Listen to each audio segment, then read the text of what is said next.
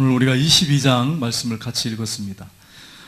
이 22장의 내용은 어떤 내용이 나냐면 이 다윗을 중심으로 해서 공동체가 형성이 됩니다. 그래서 하나님께서 기뻐하는, 어떻게 보면 400명이니까 숫자가 작지만 그 하나님이 기뻐하는 신정 왕국, 초기 왕국, 신정 왕국 이렇게 말할 수 있습니다. 그런데 이와 반대로 사울 왕국, 사울이 왕으로 있는 국가, 이것은 사탄의 역사에 의해서 지배받는 그런 모습들이 있다고 하는 것을 우리가 이 사울 왕과 그 밑에 신하들을 통해서 볼 수 있는 본문이 오늘 읽은 이 본문의 말씀입니다.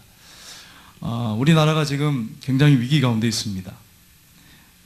박근혜 대통령이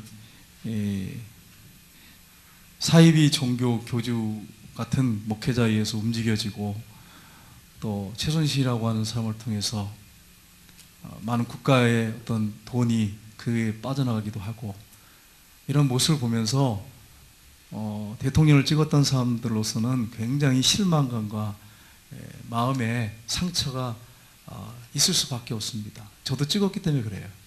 이것 때문에 참 고민이 많이 됐습니다. 그러면 우리는 어떻게 성경적으로 대할 것인가, 왕을 어떻게 대할, 대통령을 어떻게 대할 것인가 하는 부분입니다.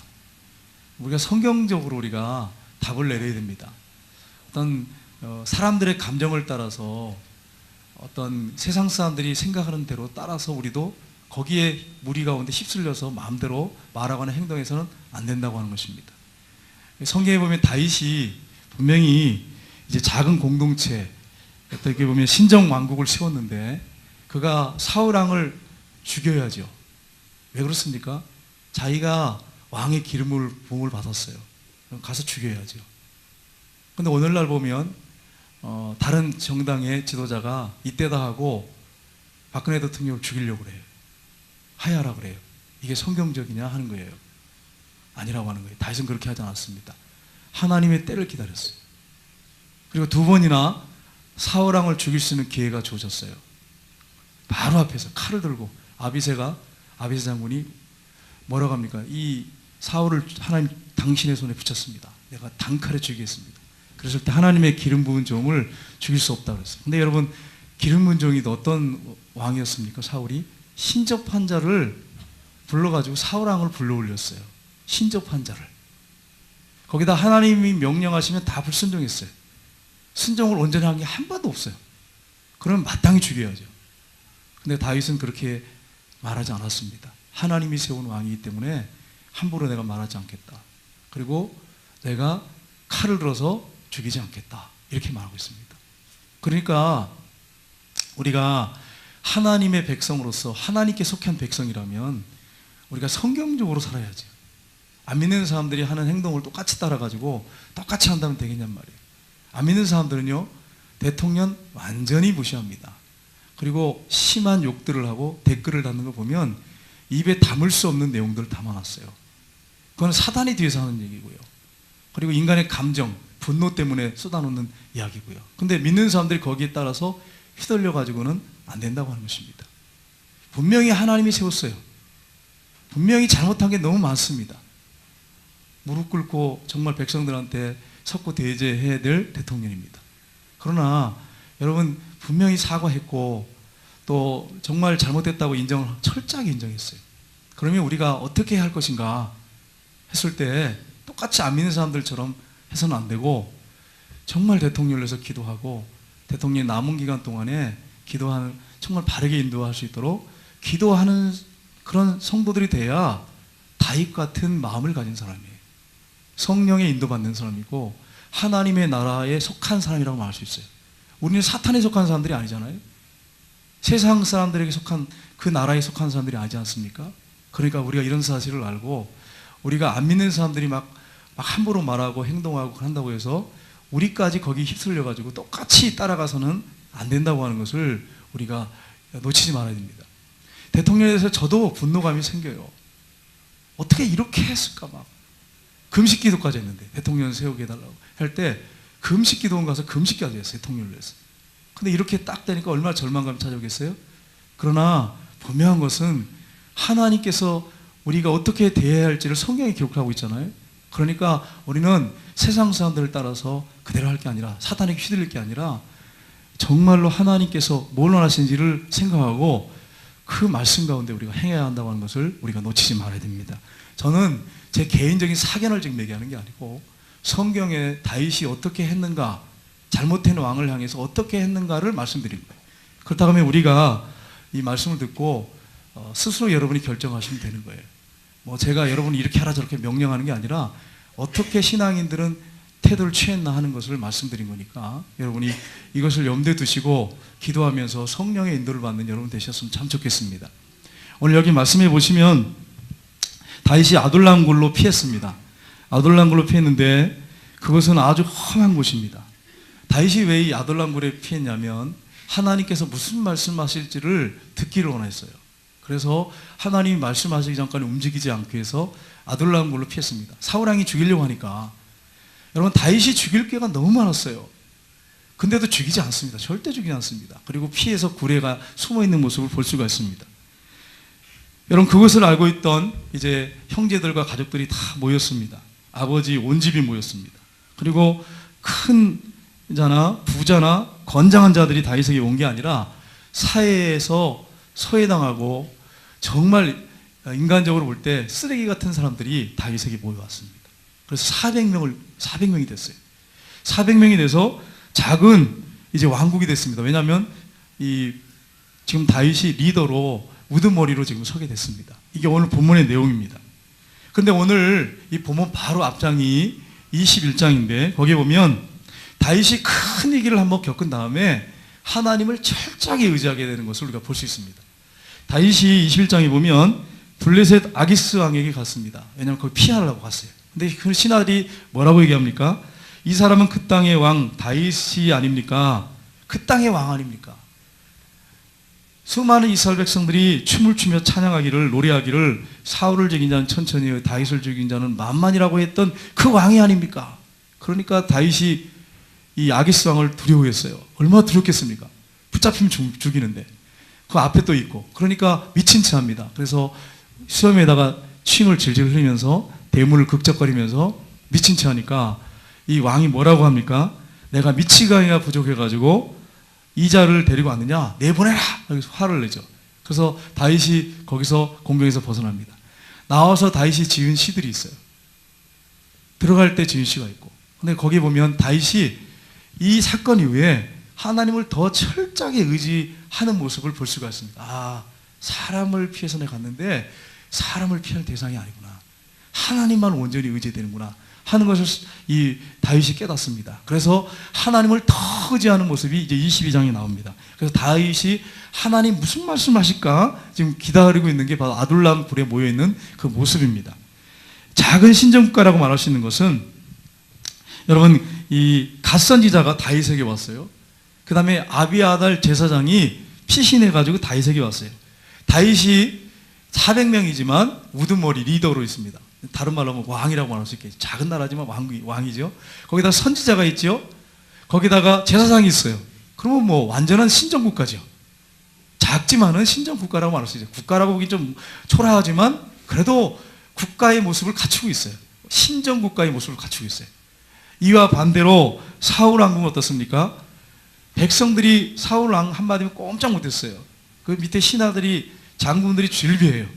그런데 어떻습니까? 사울 왕이 악신이 들리니까 거기에 따라서 모든 사람들이 움직이잖아요. 그러니까 완전히 인본적 국가죠. 사단에 의해서 움직이는 국가가 되어버리고 말았어요. 그러니까 여러분 리더가 얼마나 중요한지 모르겠어요. 그래서 여러분 교회에서 우리가 사역훈련하고 제자훈련해서 사람들을 중간 지도자로 평신도 지도자로 세울 이유가 뭐냐면 사단에게 휘둘리지 않고 말씀 가운데 서서 정말 그 말씀 가운데 모든 일들을 감당하기 위해서 훈련을 받아야 되는 것입니다. 근데 하나님은 특별 법칙과 은총과 일반 법칙을 두 가지를 다 사용하십니다. 이게 무슨 말이냐면 하나님께서 어떤 사람에게 한순간에 기도를 할 때 능력을 막 부어줘가지고 뭐든지 다 감당할 수 있게 하실 수 있는 분이에요. 근데 하나님 그 방법을 사람에 의해서는 사용하지 않으십니다. 어떤 과정이라고 하는 것을 거치세요. 이건 제 말이 아니고 기독교 역사가 증명이 됐어요. 예수님이 제자 12명을 그렇게 오합지졸인 12명을 왜 그렇게 끌고 다니셨어요? 데리고 다니셨어요? 과정이 있어요. 과정. 그들을 철저하게 훈련시키셨어요. 그리고 오순절날 성령 받게 하셔서 능력 있는 제자로 사용하셨어요. 그냥 속성으로 예수님이 야, 나 피곤하고 바쁘다. 내가 낮에 얼마나 피곤한데 내가 너희들까지 신경 써야 되냐. 그래가 속성 과정 12주 코스, 뭐 22주 코스 해가지고 끝내버릴 수 있잖아요. 근데 그렇게 안 하셨어요. 3년 동안을 데리고 다니시면서 그들을 훈련시키셨어요. 뭘 말씀하고 있습니까? 일반적인 법칙, 그 훈련이라고 하는 과정을 무시하지 않으신답니다. 하나님께서, 우리 주님께서. 그 과정을 거쳐야 돼. 그 사도행전에 보면 이 가룟 유다가 죽은 다음에 제자를 뽑잖아요. 근데 누굴 뽑습니까? 아, 돈이 많은 사람, 공부 많이 하는 사람, 똑똑하고 잘난 사람 아니었어요. 우리 중에 계속해서 같이 다니고 예수님 십자가 죽으시고 부활하고 승천하시는 것을 다 본 사람, 그 사람 중에 한 사람을 사도로 선택하자 이렇게 말하잖아요. 무슨 말입니까? 과정을 무시하지 않는다는 거예요. 그러니까 여러분, 제자훈련이나 사역훈련은 비록 힘들고 어려울 수 있고 어떻게 보면 어떤 분을 볼 때는 우스운 교육일 수도 있어요. 신앙이 조금 업그레이드되고 좀 올라가신 분들. 그러나 하나님은 과정이라고 하는 것을 무시하지 않으십니다. 만약에 과정을 무시한다면 검정고시를 공부하지 뭐하러 학교를 만들어가지고 공부를 시킵니까? 이유가 뭡니까? 검정고시 해가지고 공부 그냥 혼자 집에서 하고 그냥 속성과정으로 해가지고 졸업장 다 받으면 되지. 그러면 그렇게 하면 정상적인 학생이 길러집니까? 그게 아니잖아요. 그러니까 과정이라고 하는 것을 하나님이 주신 거예요. 이걸 무시해서는 안 된다고 하는 것입니다. 근데 많은 사람들이 우습게 여기는 사람들이 있어요. 그까짓 게 뭐 그렇게, 그렇죠. 뭐 불안전한지요. 불안한 사람들이 못 찾아요. 교육하고 리더하는 제 자신부터 불안전한 사람인데 오직 하겠어요? 그러나 하나님이 그 과정이라고 하는 것을 들어서 사용하셔서 하나님이 역사를 주신다고 하는 것입니다. 그래서 여러분, 제자훈련이라든지 사역훈련이 중요합니다. 내년 초부터는 남자 제자훈련을 할 명단을 제가 뽑아놨어요. 그래가지고 이제 1대1 기도하면서 명단을 가지고 기도하고 있는데, 이제 하려고 하고 있는데, 여러분 기도를 해 주십시오. 남자 우리 집사님들이 서야 돼요. 근데 이 남자분들이 쉽지 않아요. 이게 쉽지 않아요. 여성분들은 그래도 이렇게 되는데, 남자분들은 막 직장이다, 뭐 바쁘다, 다 얼마나 바빠요. 새벽에 할까 생각해, 새벽에 할까 생각했는데, 새벽도 안 나오는데 어떻게 새벽에. 참, 이렇게 하지도 못하고 저렇게 하지도 못하고. 그래서 우리 남자 집사님들이 정말 훈련을 받아야 됩니다. 훈련을 받아가지고 교회에 리더가 되고 가정의 제사장이 되어야 돼. 그래서 정말 가정을 바르게 이끌어야 돼. 이걸 놓치지 않기를 주님의 이름으로 축복합니다. 오늘 본문에 보시면 이 다윗 왕국과 신정 왕국과 사울의 인본국가가 나오는데, 오늘 말씀을 통해서 이 다윗과 사울 왕을 통해서 영적 그림자를 볼 수가 있는데, 다윗과 사울 왕이 어떤 영적 그림자를 보여주는지를 한번 살펴보기로 합니다. 첫 번째는 다윗은 도피성이신 예수 그리스도를 보여줍니다. 그래서 오늘 1절에서 5절의 내용이 그런 내용인데, 우리 1절에서 2절까지 말씀을 한번 같이 읽어보겠습니다. 그러므로 다윗이 그곳을 떠나 아둘람 글로 도망하며 그의 형제와 아버지와 온 집이 듣고 그리로 내려가서 그에게 이르렀고, 환난당한 모든 자와 빚진 모든 자와 마음이 원통한 자가 다 그에게로 모였고, 그는 그들의 우두머리가 되었는데 그와 함께 한 자가 400명가량 되었더라. 여기 보시면 그 형제들, 아비의 온 집, 이 사람들이 왔습니다. 왜요? 사울왕한테 붙잡히면 죽이니까 어쩔 수 없어요. 피신할 수밖에 없어요. 거기다가 어떤 사람들이 모입니까?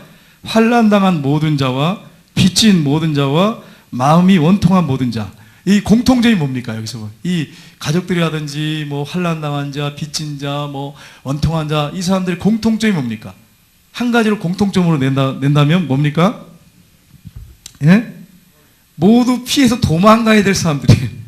이게 공통점이야. 모두 피해야 될 사람이야. 여기 보세요. 형제들, 아버지, 원지, 뭐 가족들 다 도망가야 되잖아. 안 그러면 잡혀 죽잖아요. 거기다가 어떤 사람이 원통한 자, 빚진 자들, 쫓겨다니는 빚쟁이, 쫓겨다니는 사람들. 그 다음에 또 어떤 사람들입니까? 여기 보니까 빚진 자, 마음이 원통한 자, 사람들 때문에 고통을 당하고 있는 사람, 도망할 수밖에 없는, 도피할 수밖에 없는 사람들, 이런 사람들, 어쩔 수 없이 도망할 수밖에 없는 사람들, 이런 사람들이 지금 공통점이에요. 이 사람들이 다 도망을 쳤어요. 어디로 도망갔습니까? 아둘람굴로 갔어요. 근데 아둘람굴로 도망가기 위해서 간 겁니까? 누구에게 간 거예요? 다윗에게 갔어요. 다윗이 지금 어떤 사람입니까? 다윗이 지금 어떤 지역을 딱 이렇게 정해가지고 분봉왕입니까? 거기 마을의 뭐 시장입니까? 아니잖아요. 지금 다윗도 지금 쫓겨가는 신세예요. 쫓겨다니고 있어. 지금 쫓겨다녀서 언제 붙잡히면 죽을지 몰라. 메뚜기 같은 처지야. 죽은 개 같은 나라고 이제 다윗이 표현하잖아요. 언제 어떻게 될지 모르는 사람이에요. 그런데 왜 다윗에게 도망갔어요? 다윗에게 사람들이 피신해 갔어요? 자기들 거기 가면 더 죽을 텐데. 왜냐하면 사울왕이 타켓이 지금 누구예요? 목표가 다윗인데. 근데 왜 그리 도망을 갔습니까, 여러분? 예? 더 죽으려고? 차라리 다른 데로 도망가지. 왜 다윗에게 가서 죽으려고 한 거예요, 전부 다? 우리 다 같이 죽읍시다. 이래가지고 죽은 거예요.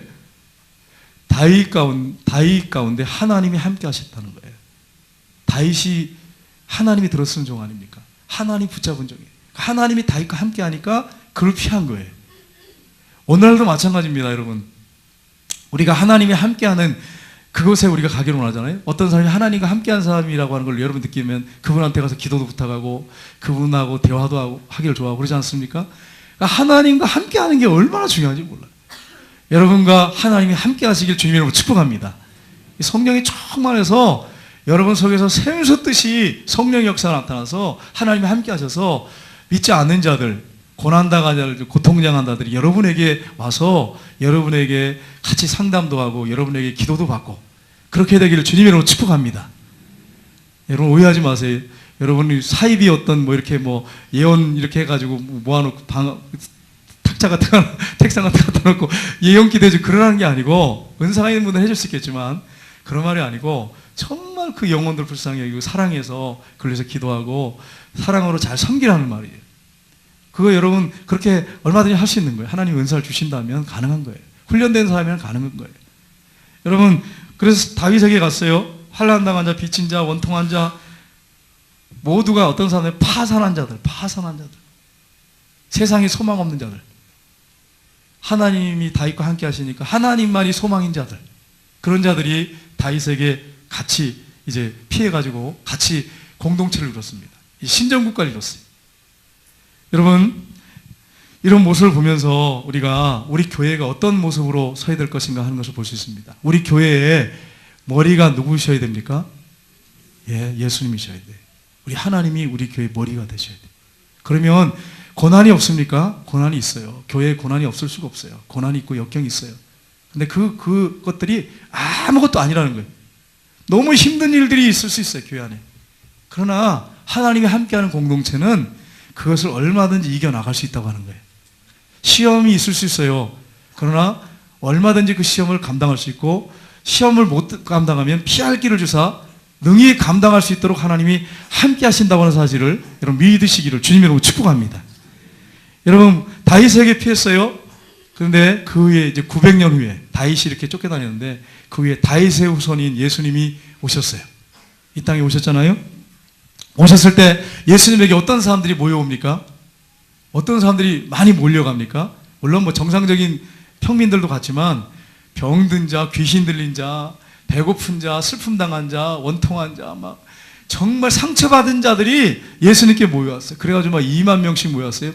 다윗의 후손으로 오신 예수님의 모습을 다윗이 얼마나 잘 보여줍니까?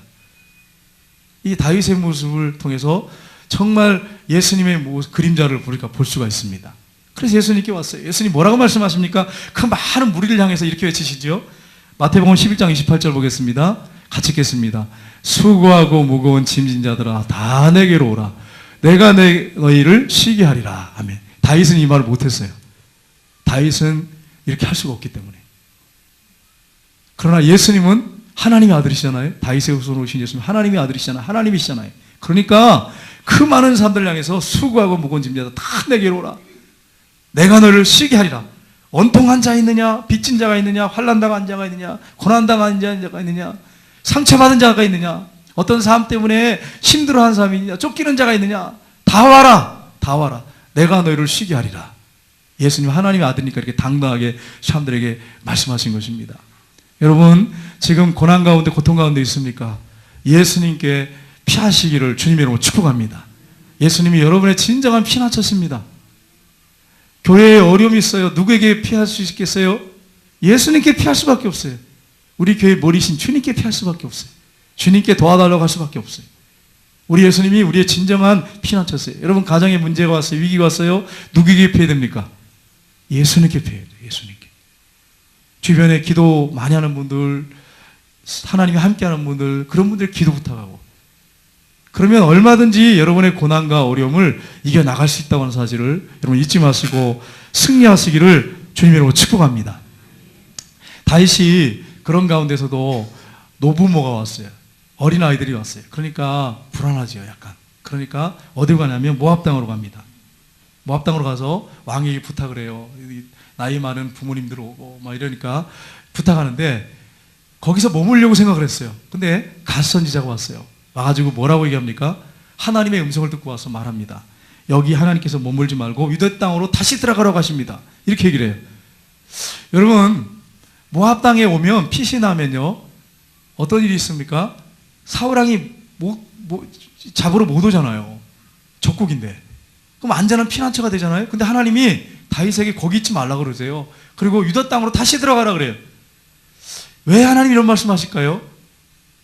다윗은 모압 땅에 딱 만약에 숨어 있으면 한동안은 평안하고 쫓기지 않으니까 안전할 수 있잖아요. 근데 하나님은 다시 들어가래. 사울왕이 자기를 죽이려고 그렇게 지금 현한 데가 쫓아다니는데 그 땅으로 다시 들어가래. 왜 이런 말씀 하셨을까요, 여러분? 하나님이 피난처가 되어주신단 말이에요. 사람 의지하지 말라는 거예요. 모압 왕을 의지하지 말고 모압 나라를 의지하지 말라는 거예요. 내가 너희의 진정한 피난처라고 하는 것을 하나님 말씀하고 있는 거예요. 여러분 지금 고난 가운데 있습니까? 역경 가운데 있습니까? 사람 의지하지 마세요. 사람 의지하지 말고 하나님 앞에 엎드려 기도하시고 그분께 피하시기를 주님의 이름으로 축복합니다. 하나님의 방법은 달라. 아마 사람들이 조언했다면 뭐라고 조언했을까요? 다윗한테 거기서 오지 마십시오. 사울왕이 당신을 죽이려고 하는데 왜 거기서 나오려고 합니까? 거기 있으면 평안합니다. 안전합니다. 이랬을 거 아니에요? 100명이면 100명, 1000명이 1000명 이렇게 조언해 주겠죠. 근데 하나님은 그렇게 말씀하지 않아요.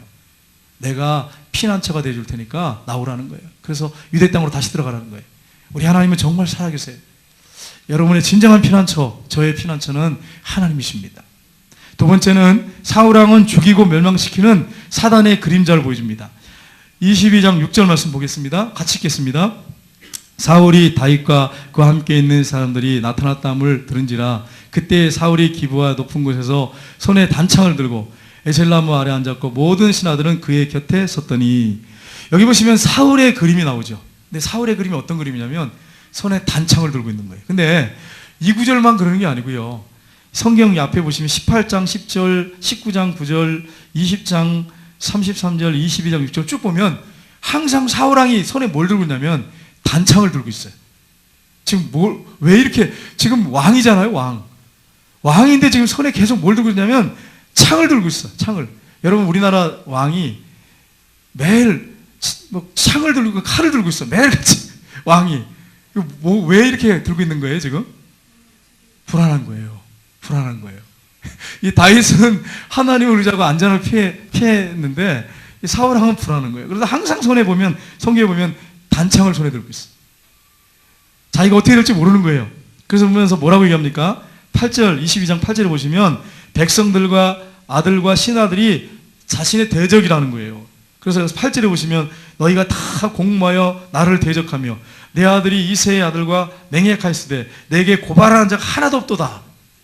내 신하들이 선동하여 오늘이라도 매복하였다가 나를 치려는 것을 내게 고발하는 자가 하나도 없도다. 8절에 보세요. 얼마나 불안에 떨고 있는지. 이 사단의 역사예요. 사단의 역사예요. 불안한 마음을 주는 건 사단의 역사예요. 여러분, 김정은이가 얼마나 불안하겠어요.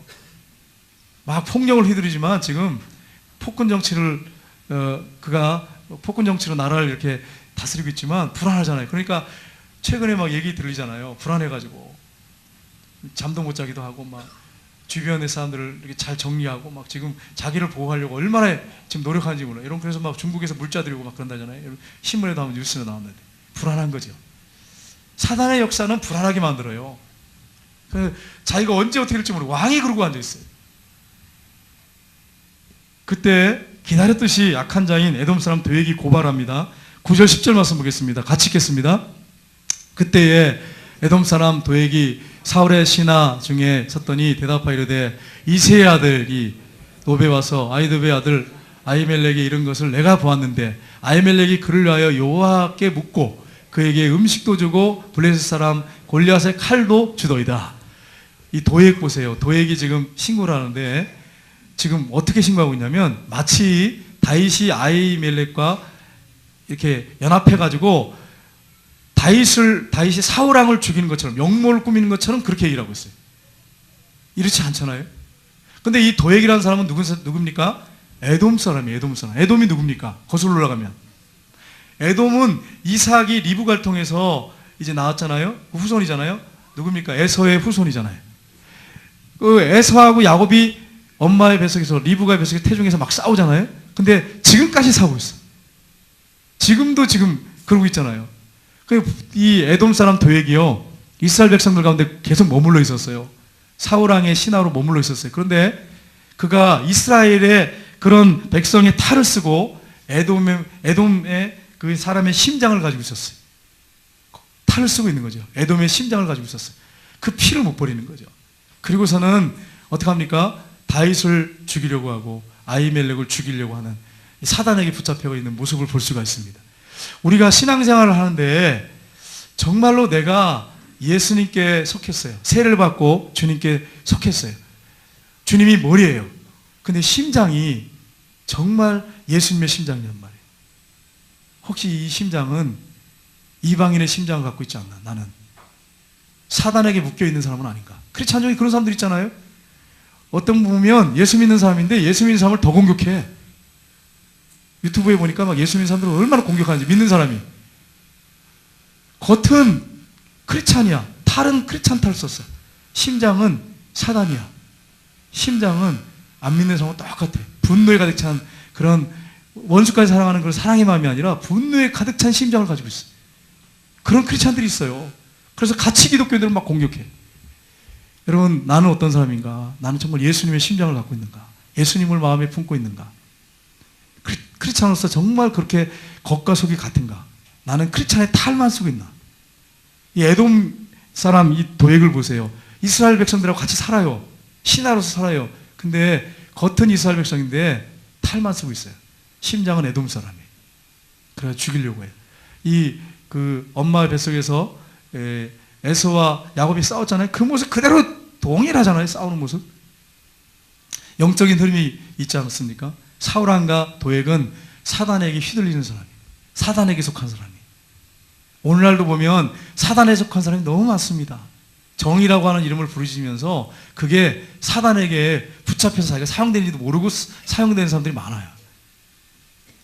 여러분, 우리는 어떤가 하는 것입니다. 나는 사울왕과 도액처럼 사단에게 혹시 속아서 사단이 원하는 대로 살아가고 있는지, 말하고 행동하고 있는지, 아니면 정말 주님의 심장을 가지고, 따뜻한 심장을 가지고 다른 사람을 사랑하고 원수까지 품는 사람인지 우리 자신을 한번 돌아봐야 됩니다.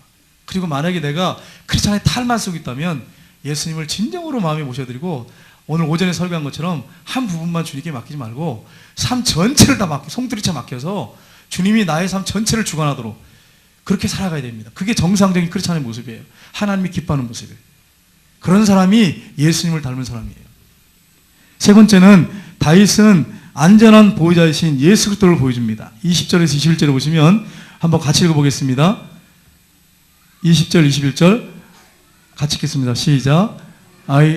아히멜렉의 아들 중에 하나가 피하였으니 그 이름은 아비아달이라. 그가 도망하여 다윗에게 가서 사울이 그와의 제사장을 죽인 일을 다윗에게 알림해.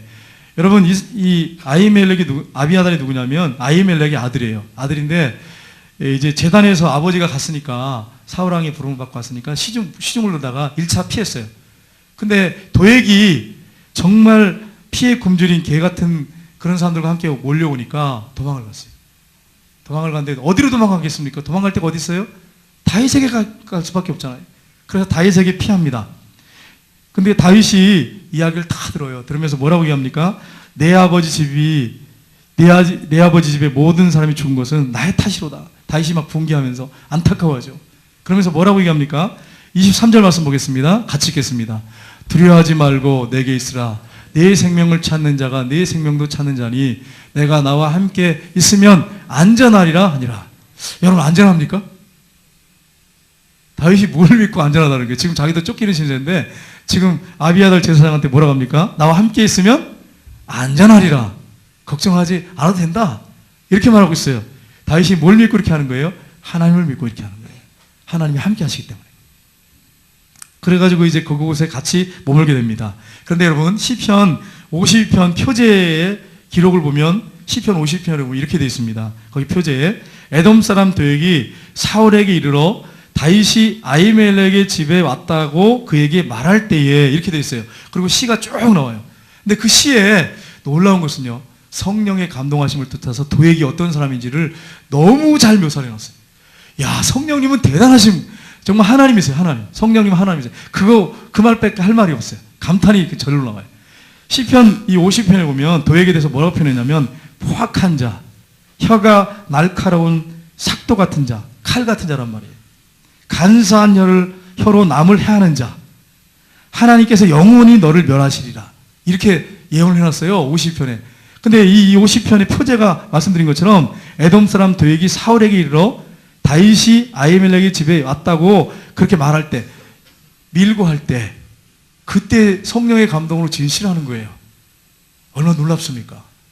여러분, 이게 사람의 머리에서 나온 책이라고 말할 수 있겠어요, 성경이요? 이건 정말 하나님 말씀이라고 밖에 할 수가 없어요.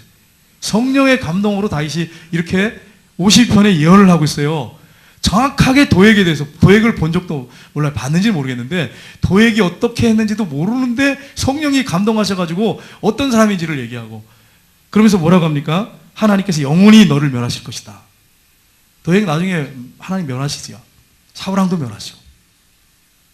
여러분, 그렇습니다. 성령에 충만한 사람이 이렇게 하나님의 역사를 이룹니다. 하나님이 그를 들어서 사용하세요. 그래서 여러분, 이 시대가 어떻게 된다, 어떻게 들어간다, 머리 아프다, 복잡하다 막 그렇게 생각하지 마시고 하나님의 성령에 충만하세요. 성령께서 영이 나를 완전히 사로잡으면 내가 하나님이 기뻐하는 사람으로 살아갈 수 있도록 그렇게 이끌어주세요. 진리 가운데로 인도해 주세요. 얼마나 놀라운 시를 이렇게 썼습니까? 시 52편. 여러분, 다윗이 자신을 가리켜서는 뭐라고 50편 8절에 말씀하고 있는지 보세요. 그렇게 이 도액에 대해서 예언해놨고 8절에 자기에 대해서 뭐라고 했느냐 보십시오. 같이 읽어보겠습니다. 그러나 나는 하나님의 집에 있는 푸른 감람나무 같으며 하나님의 인자하심을 영원히 의지하리로다. 보세요. 도액에 대해서 성령의 감동을 예언해놓고 자기에 대해서 뭐라고 얘기합니까? 나는 하나님의 집에 있는 뭐라고요? 푸른 감람나무 같으며 하나님의 인자하심을 영원히 의지하리로다. 얼마나 기가 막힙니까? 나는 하나님을 의지하는 사람이다. 나는 하나님의 집에 있는 푸른 감람나무다. 여러분은 누굽니까? 여러분은 하나님의 집에 있는 푸른 감람나무 맞습니까? 대답을 못하세요. 여러분, 하나님의 집에 있는 푸른 감람나무 맞습니까? 다윗만기고 우리는 아니에요? 아니지요. 우리 옆에 분들하고 한번 인사하겠습니다. 이렇게 인사하겠습니다. 당신은 하나님의 집에 있는 푸른 감람나무입니다. 예, 하나님께서 여러분을 붙잡고 계세요. 여러분 보호하신다는 거예요. 여러분, 이스라엘에 갔더니 예수님 겟셋만의 기도 이렇게 하시던 교회에 있어요. 겟셋만의 교회. 예, 우리 성지순례 가시신 분들 아실 거예요. 거기 가면은 울타리가 이렇게 담이 쫙 쳐 있고 그 안에 감람나무들이 막 예수님 때 2000년 전에 있던 나무라 그러는데 엄청난 감람나무였어요. 거기서 이제 그 기름째 한다 그러잖아요. 그걸 열매를 가지고. 근데 얼마나 평안하게 있는지 몰라요. 예수님이 이 감람나무, 아마 이 나무에서 기도했을 겁니다. 표도 붙여놓고 기도하고 막 이랬는데 이게 실제인지 모르겠지만 그렇게 나무를 2000년 전에 있었던 일도 어떻게 알겠어요? 근데 예수님이 그 지역에 겟세마네 동산에 감람나무인 데서 기도했다고 성경이 돼 있으니까 이제 거기 이제 그렇게 담을 쳐가지고 교회를 만들어 놨어요. 그리고 예수님이 기도했다고 하는 지역에 이렇게 그 교회를 만들어가지고 그 안에 이렇게 조그만 이렇게 바위 같은 게 있고 예수님이 여기서 기도하셨다고 이렇게 표시를 해놨어요. 여러분, 그렇게 딱 들어갔을 때 얼마나 평안한지요. 그리고 사람들이 거기 와가지고 예수님이 겟세마네 동산에서 피땀 흘려 기도했다고 하는 걸 알기 때문에 기도하는 분도 계시더라고요. 경건한 분들 열심히 기도하시더라고요. 세계 각국에서 와 있더라고요.